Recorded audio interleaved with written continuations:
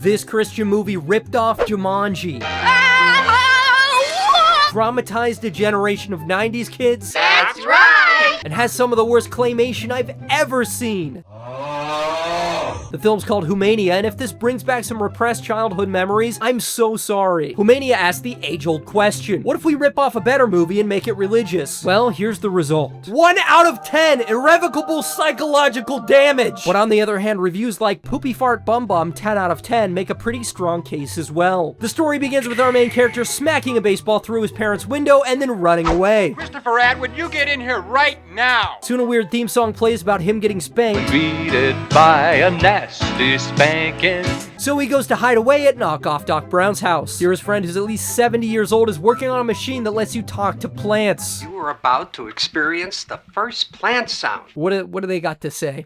We've been trying to reach you concerning your car's extended warranty. Chris explains to Doc that he's trying to avoid a hefty spanking. Easy for you to say.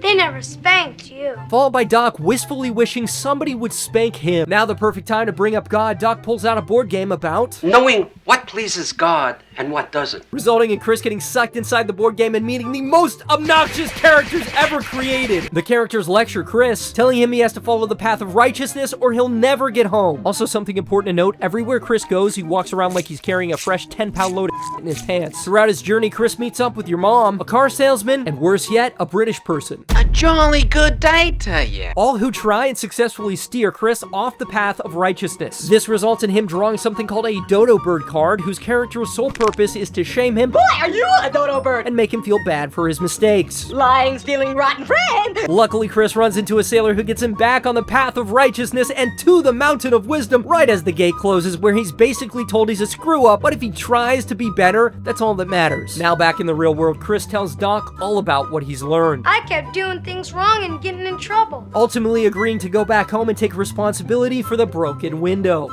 Maybe Dad will just give me a dodo bird card. Nah, you're definitely getting spanked. Follow me!